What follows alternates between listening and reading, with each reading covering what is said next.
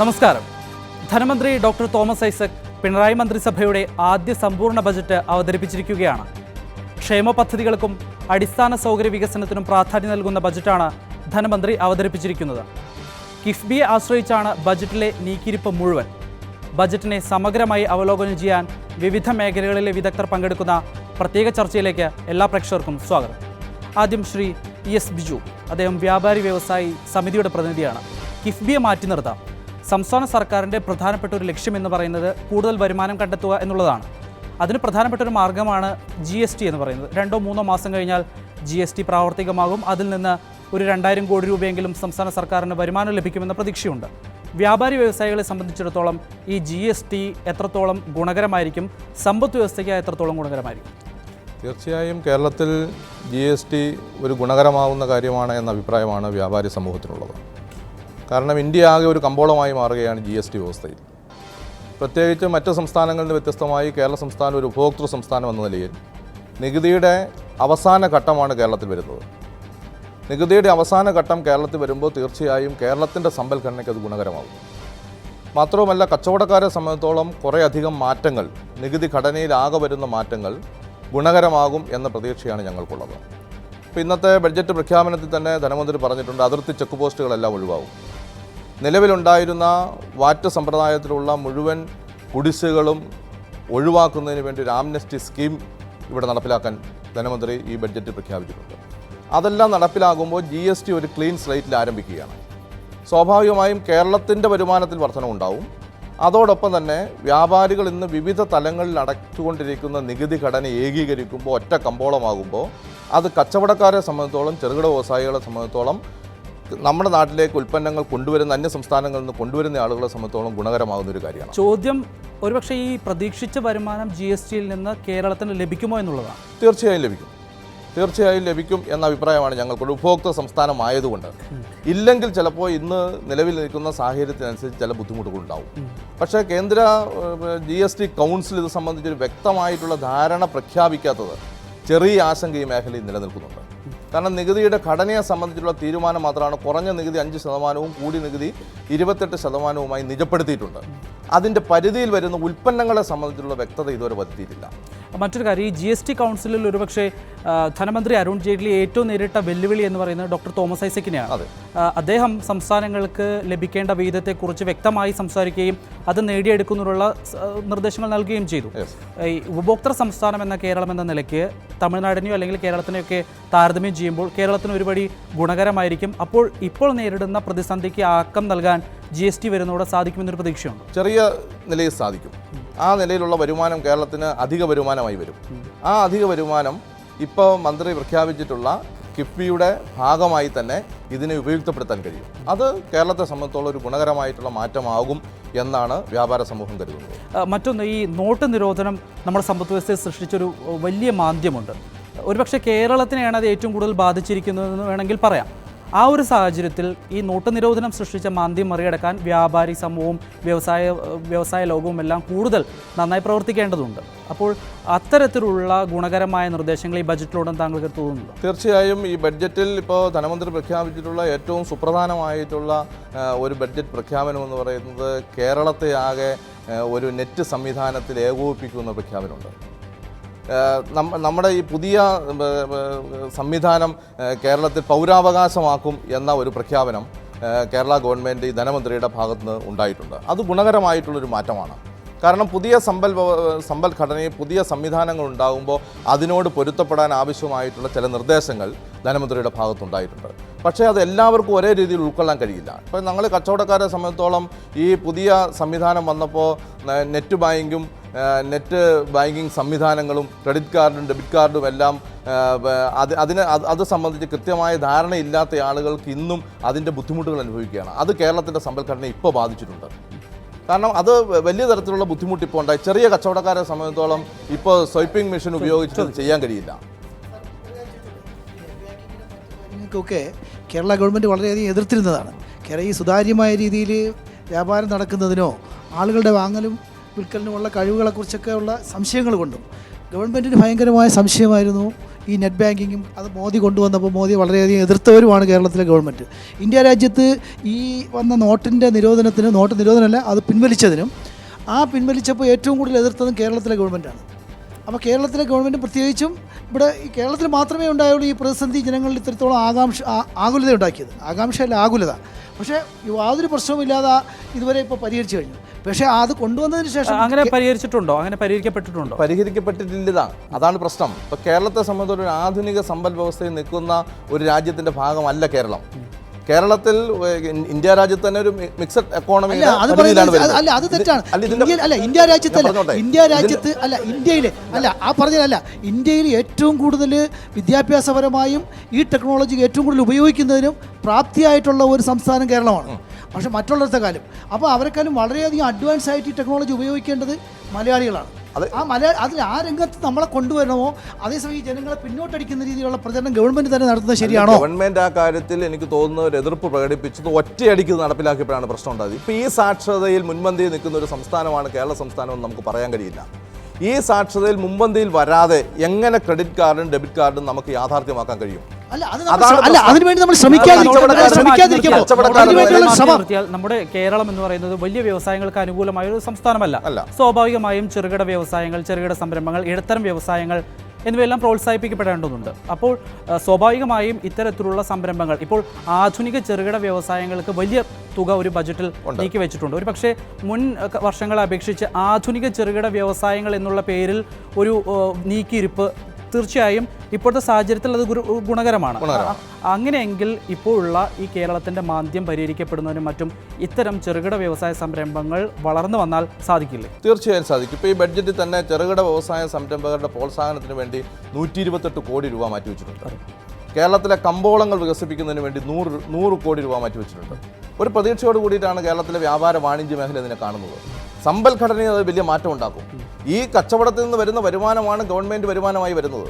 ഇപ്പോൾ ഇവിടെ സൂചിപ്പിച്ചതുപോലെ നെറ്റ് ബാങ്കിങ്ങും ഡെബിറ്റ് കാർഡുകളുടെ സംവിധാനത്തെ സംബന്ധിച്ചിട്ടുള്ള അജ്ഞത നമ്മുടെ മുമ്പിൽ ഇപ്പോഴും നിൽക്കുക.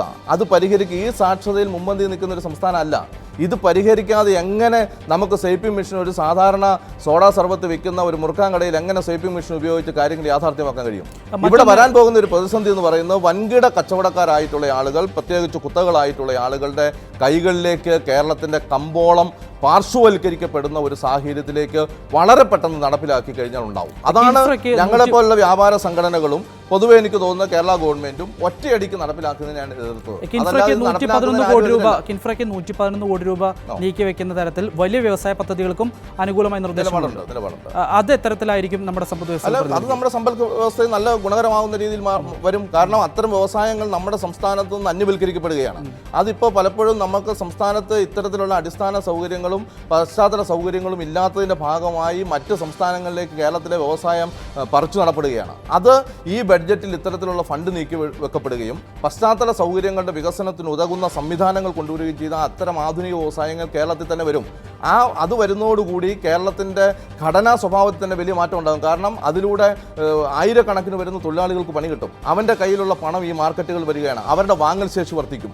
അതിലൂടെ കേരളത്തിൻ്റെ വികസനത്തിന് അത് ഉതകും എന്ന പ്രതീക്ഷയാണ് ഞങ്ങൾക്കുള്ളത്. ഇന്റർനെറ്റ് കഫേ നടത്തുന്ന ഒരു വ്യക്തിയാണ്. ഇവിടെ അടുത്ത് തന്നെ ഈ വഞ്ചിയൂർ ഭാഗത്ത് തന്നെ ഇന്റർനെറ്റ് കഫേ നടത്തുന്ന വ്യക്തിയാണ്. ഇപ്പോഴും ഈ ഓൺലൈൻ ട്രാൻസാക്ഷനെ കുറിച്ച് അറിയാവുന്ന കുട്ടികൾ മാത്രമേ ഉള്ളൂ. ഒരുപാട് സ്ഥലങ്ങളിൽ ഞാൻ സഫയർ എന്ന് പറഞ്ഞൊരു ഓഫീസുണ്ട്, ഇവിടെ ഒരു പഠിപ്പിക്കുന്ന ഒരു ഇൻസ്റ്റിറ്റ്യൂഷൻ ഉണ്ട്, അതിൻ്റെ അടുത്താണ്. ഇപ്പോഴും കുട്ടികളെക്കാളും കൂടുതൽ മാതാപിതാക്കളാണ് വരുന്നത് ഈ ട്രാൻസാക്ഷൻ. നമ്മൾ അതുപോലെ ചാർജ് ഈടാക്കുകയും ചെയ്യുന്നുണ്ട്. ചിലപ്പോൾ ഒരു 1200 ഇപ്പം ഇഷ്ടംപോലെ ഒരു നല്ലൊരു എമൗണ്ടാണ് അവർ ഒരു ഇതിനായിട്ട് വാങ്ങിക്കുന്നത്. ഓൺലൈൻ ട്രാൻസാക്ഷൻ എന്ന് പറയുന്നത് നമുക്ക് ആവുന്ന 1000-1500 രൂപയായിരിക്കും ഈ ഓൺലൈൻ അടക്കേണ്ടി വരുന്നത്. പിന്നീട് നമ്മൾ തന്നെ വാങ്ങിക്കുന്നത് ചിലപ്പോൾ 100-200 രൂപയായിരിക്കും. കൂടുതൽ എമൗണ്ട് ആയിരിക്കും നമ്മൾ ഈ സർവീസ് ചാർജ് എന്ന് പറഞ്ഞ് ഈടാക്കുന്നത്. പക്ഷേ ഇതുവരെയും വളരെ കുറച്ച്, എനിക്ക് തോന്നുന്നു ഒരു 60% പേർക്കും ഇതിനെപ്പറ്റി കൂടുതലായിട്ട് അറിയത്തില്ല. ഒരു 70% പേർക്കും അറിയത്തില്ല. ഓരോരോ സ്ഥലങ്ങളിൽ നിന്ന് മറ്റുള്ളവരുടെ ആശ്രയിക്കേണ്ടി വരുമ്പോൾ ഇതിലും വലിയൊരു എമൗണ്ടാണ് ചെയ്യേണ്ടി വരുന്നത്. പണ്ട് ഇതുപോലെയല്ല, ഓൺലൈനിൽ കൂടെ നമ്മൾ ചെയ്യേണ്ടി വരുന്നില്ല. ഒന്ന് ഫോം ഫില്ല് ചെയ്തിരുന്നാലും ഒരു 10 രൂപയുടെ 20 രൂപയുടെ ചാർജ് അവർക്ക് വരികയുള്ളായിരുന്നു. ഇപ്പോൾ മാതാപിതാക്കൾക്കായാലും കുട്ടികൾക്കായാലും.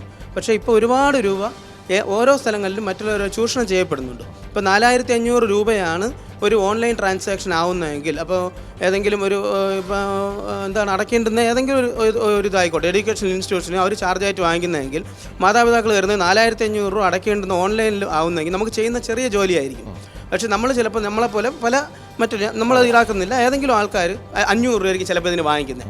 ഒരു രണ്ടോ മൂന്നോ പ്രിൻറ്റും ഒരു ഫോട്ടോയും സ്കാൻ ചെയ്ത് സൈനും ചെയ്ത് ഇതെല്ലാം വാങ്ങിക്കുമ്പോൾ 5000 രൂപയായിരിക്കും വാങ്ങിക്കുന്നത്. നമുക്കതിൽ ചിലവും കാര്യങ്ങളൊന്നും ഇല്ല. കൂടി വന്നാൽ ഒരു 50 രൂപയുടെ ചിലവ് പോലും ഇല്ല. പക്ഷേ വാങ്ങുന്ന 5000 രൂപ. അജ്ഞത ഒരുപാട് പേര് ചൂഷണം അതുകൊണ്ടാണ് ഞാൻ പറഞ്ഞത്. ഇതുവരെയും അതിനെപ്പറ്റി എനിക്ക് എൻ്റെ അഭിപ്രായത്തിൽ ഇതുവരെ ഒരുപാട് പേര് ഞാൻ അങ്ങനെ വരുന്നതിന്റെ കാരണം എന്ന് പറഞ്ഞാൽ ഏകീകരിക്കപ്പെട്ട ഒരു ചാർജ് ഇപ്പോൾ അക്ഷയ സെന്ററുകളുണ്ട്. അല്ല, അക്ഷയ സെന്ററുകളിൽ അത്രയും പറഞ്ഞില്ല, അക്ഷയ സെന്ററുകളിൽ ഏകീകരിക്കപ്പെട്ട ചാർജ് ഉണ്ട്. ആ ചാർജ് എതിർക്കുന്നില്ല.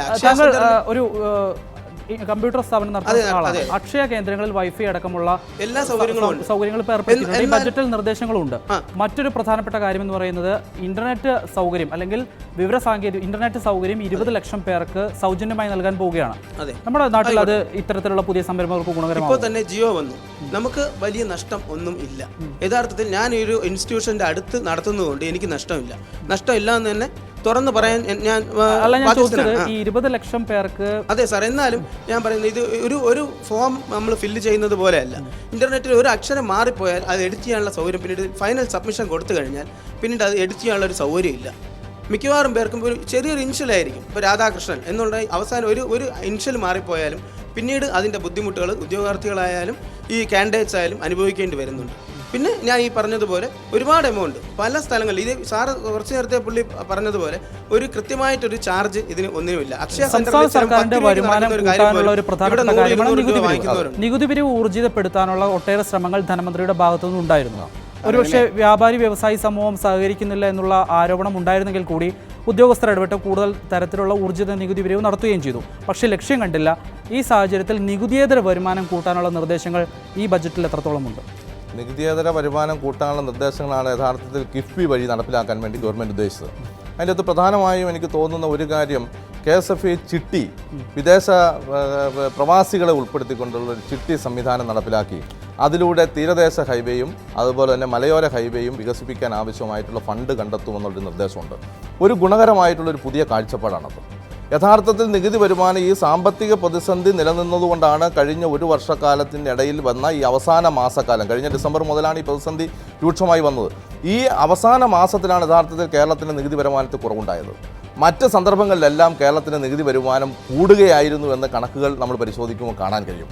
അപ്പം നികുതി വരുമാനം കേരളത്തിൽ യഥാർത്ഥത്തിൽ കുറയാനിട വന്നിട്ടുള്ള സാഹചര്യം ഈ സാമ്പത്തിക പ്രതിസന്ധി മാത്രമാണ്. മറ്റു തരത്തിലുള്ള ഒരു പ്രശ്നവും കേരളത്തെ ബാധിച്ചിരുന്നില്ല എന്ന് നിലവിലുള്ള സാഹചര്യങ്ങൾ വിശദമായി നമ്മൾ പരിശോധിച്ചാൽ നമുക്ക് കാണാൻ കഴിയും എന്ന യാഥാർത്ഥ്യമാണ് നമ്മുടെ മുമ്പിലുള്ളത്. അപ്പം നികുതിയേതര വരുമാനം കണ്ടെത്തുകയല്ലാതെ കേരളത്തെ പോലുള്ളൊരു സംസ്ഥാനത്തിന് ഇനി അതിൻ്റെ വികസന രംഗത്ത് അത് ഉപയോഗപ്പെടുത്താൻ കഴിയില്ല എന്ന നല്ല കാഴ്ചപ്പാടോട് കൂടിയിട്ടാണ് ധനമന്ത്രി ആ നികുതിയേതര വരുമാനം വർദ്ധിപ്പിക്കാൻ ആവശ്യമായിട്ടുള്ള പുതിയ സംവിധാനങ്ങൾ ഈ ബഡ്ജറ്റിൽ ഉൾക്കൊള്ളിച്ചത്. അത് കേരളത്തെ സംബന്ധിച്ചോളം ഗുണകരമാണ്.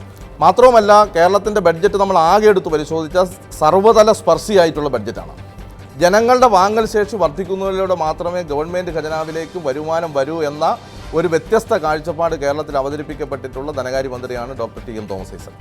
ജനങ്ങളുടെ ആ വാങ്ങൽ ശേഷി വർദ്ധിപ്പിക്കുന്നതിന് ഉതകുന്ന തരത്തിലുള്ള നിർദ്ദേശങ്ങൾ ഈ ബഡ്ജറ്റ് വരികയാണ്. അതാണ് പ്രധാനപ്പെട്ട കാര്യം. സാമ്പത്തിക വിദഗ്ധ ഡോക്ടർ മേരി ജോർജ് കൂടി നമ്മോടൊപ്പം ചേരുന്നു. ഡോക്ടർ മേരി ജോർജ്, ഈ കിഫ്ബിയാണ് കേരളത്തിൻ്റെ സാമ്പത്തിക മാന്ദ്യം പരിഹരിക്കുന്നതിനുള്ള പ്രധാനപ്പെട്ട നിർദ്ദേശമായി ധനമന്ത്രി തോമസ് ഐസക് മുന്നോട്ട് വയ്ക്കുന്നത്. 25,000 കോടി രൂപയുടെ നിർമ്മാണ പ്രവൃത്തികൾ കേരളത്തിൽ ഈ സാമ്പത്തിക വർഷം നടപ്പിലാക്കുമെന്ന ഉറപ്പും അദ്ദേഹം നൽകുന്നു. മാന്ദ്യം പരിഹരിക്കുന്നതിന് ഇത്തരത്തിൽ സർക്കാരിൻ്റെ സ്പെൻഡിങ് കൂട്ടുമ്പോൾ സാധിക്കും. അതായത് മാന്ദ്യ വിരുദ്ധ പാക്കേജായിട്ട് ഒരു നല്ല എല്ലാ മേഖലകളിലും നല്ല ചെലവാണ് പ്രതീക്ഷിക്കുന്നത്. അതോടൊപ്പം തന്നെ കിഫ്ബി, ഞാൻ തന്നെ ചോദിച്ച ഒരു ചോദ്യമാണ്. സത്യത്തിൽ ഈ ബജറ്റ് കിഫ്ബിയുടെ ചുറ്റുവട്ടത്തിൽ കിടന്ന് കറങ്ങുന്ന ഒരു ബജറ്റ് ആണ്.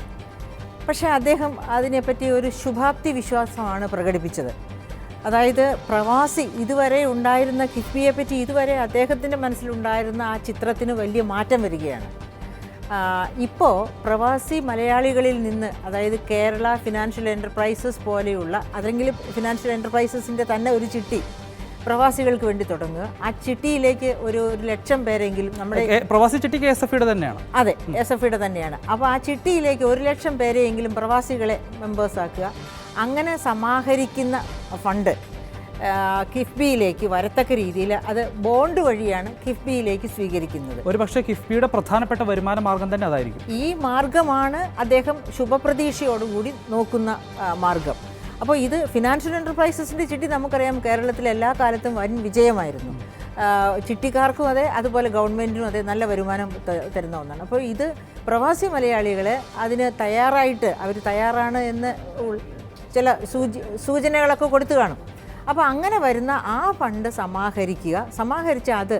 അപ്പോൾ ഇതിനെപ്പറ്റി എനിക്ക് വളരെ ശുഭാപ്തി വിശ്വാസം ഒരു കാര്യത്തിലുണ്ട്. കാരണം കഴിഞ്ഞ 10-60 കൊല്ലമായിട്ട് പ്രവാസികൾ 1970കളുടെ ആരംഭം മുതലേ കേരളത്തിൽ നിന്ന് വെളിയിൽ പോയിട്ടുണ്ട്.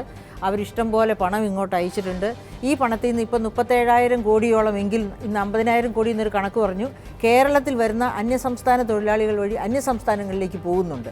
അപ്പം അങ്ങനെയൊക്കെയുള്ള ഒരു കേരളത്തിൽ ഈ ഫണ്ട് ഇവിടുത്തെ ഇൻഫ്രാസ്ട്രക്ചറിനും മറ്റ് സൗകര്യങ്ങൾക്കും വേണ്ടി വിനിയോഗിക്കുക എന്ന ഒരു ചിന്ത തന്നെ ഉടലെടുത്തത് ഇപ്പോഴാണ്. അത് പബ്ലിക് എക്സ്പെൻഡിച്ചർ റിവ്യൂ കമ്മിറ്റിയിലൊക്കെ NRI ഫണ്ട് യൂട്ടിലൈസ് ചെയ്യണമെന്നും പറഞ്ഞ് ഞങ്ങളൊക്കെ കമ്മിറ്റി മെമ്പേഴ്സ് ആയിരുന്നു. പല പ്രാവശ്യം റെക്കമെൻഡേഷൻ കൊടുത്തിട്ടുണ്ട്. പക്ഷേ ഇതുവരെ അതിനൊന്നും റെക്ടിഫൈ ചെയ്ത് വന്നില്ല. അപ്പോൾ ഇപ്പോൾ ആ ഫണ്ട് പ്രയോജനപ്പെടുത്തുന്നത് അവർക്കും പ്രയോജനം, അല്ലെങ്കിൽ അവർ വലിയ മഹാസൗധങ്ങൾ പണിതോ ഏതെങ്കിലും തരത്തിലൊക്കെ അത് സ്വർണ്ണത്തിൽ നിക്ഷേപിച്ചോ ഒക്കെ കളയുന്ന ഫണ്ട് ഇവിടുത്തെ ഇൻഫ്രാസ്ട്രക്ചറിന് വേണ്ടി അത് ബോണ്ടിൽ ഇൻവെസ്റ്റ് ചെയ്യുക എന്ന് വെച്ചാൽ അവർക്ക് കൃത്യമായ റേറ്റ് ഓഫ് ഇൻട്രസ്റ്റ് കിട്ടും. അതോടൊപ്പം തന്നെ അവർക്ക് പിന്നെ മുതലും തിരിച്ചു കിട്ടും. കാരണം ഗവൺമെൻറ് കേരളയാണല്ലോ അതിൻ്റെ എന്താ പറയുക അത് ഗ്യാരണ്ടി ചെയ്യുന്ന അല്ലെങ്കിൽ ഇഷ്യൂ ചെയ്യുന്ന. അപ്പോൾ ബോണ്ട് സുരക്ഷിതമാണ്. അപ്പോൾ ബോണ്ടിലാണ് സത്യത്തിൽ അത് ഇൻവെസ്റ്റ്മെൻറ്റ് വരുന്നത്. അതുകൊണ്ട് എനിക്ക് തോന്നുകയാണ് അടുത്ത വർഷം ആകുമ്പോഴത്തേക്ക് 25,000 എന്ന് 12,000 കോടി അദ്ദേഹം റോഡ് വികസനത്തിന് പറഞ്ഞിട്ടുണ്ട് ഈ ബജറ്റിൽ. ഈ 12,000 കോടിയെങ്കിലും ഈ പ്രാവശ്യത്തെ ബജറ്റ് വഴിയായിട്ട് വിന്യസിക്കപ്പെടും എന്നാണ് ഞാൻ പ്രതീക്ഷിക്കുന്നത്. തിരിച്ചു വരാം. പ്രത്യേക ചർച്ച തുടരും ഇടവേളയ്ക്ക് ശേഷം.